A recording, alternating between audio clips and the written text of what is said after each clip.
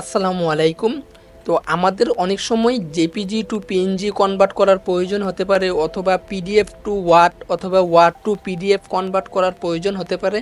তো আপনি এই যে কনভার্টগুলো এগুলো কিভাবে খুব সহজেই করতে পারেন সে সম্পর্কে আজকের এই ভিডিওটা।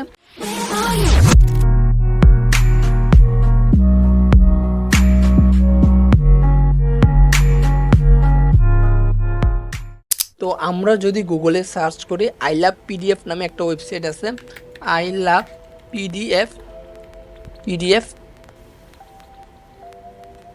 এই যে প্রথম যে ওয়েবসাইটের লিঙ্কটা আছে এটাতে আমরা ওপেন করলাম।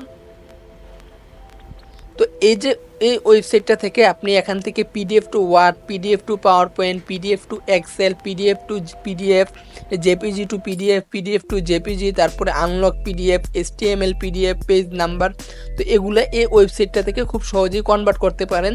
তো একটা কনভার্ট করে দেখাচ্ছি আমি, যেমন PDF to word to PDF.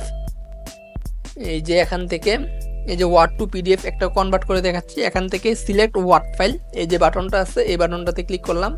তারপর আমি এখান থেকে এই ওয়ার্ড ফাইলটা সিলেক্ট করে ওপেনে দিলাম। তারপর এখান থেকে কনভার্ট টু পিডিএফ যে বাটনটা এখানে ক্লিক করলাম। তো এটা আপলোড হচ্ছে।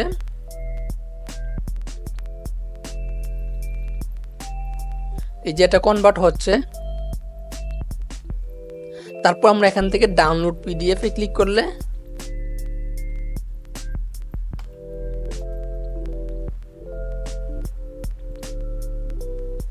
এই যে আমাদের পিডিএফটা কিন্তু এখানে ডাউনলোড হচ্ছে।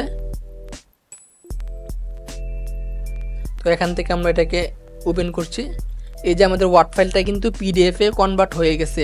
অথবা আপনি গুগলে সার্চ করতে পারেন জেপিজি টু পিএনজি কনভার্টার অথবা পিএনজি টু জিপিজি কনভার্টার, যেমন আমি সার্চ করতেছি, এভাবেও আপনি করতে পারেন জেপিজি টু পিএনজি কনভার্ট। এই যে কনভার্টার লিখে সার্চ করলে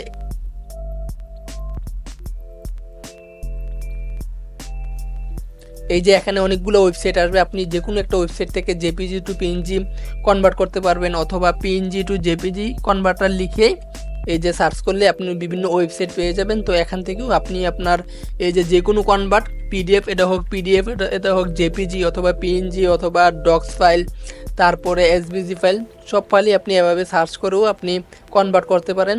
তো এই ভিডিওটা এ পর্যন্তই। আসসালামু আলাইকুম।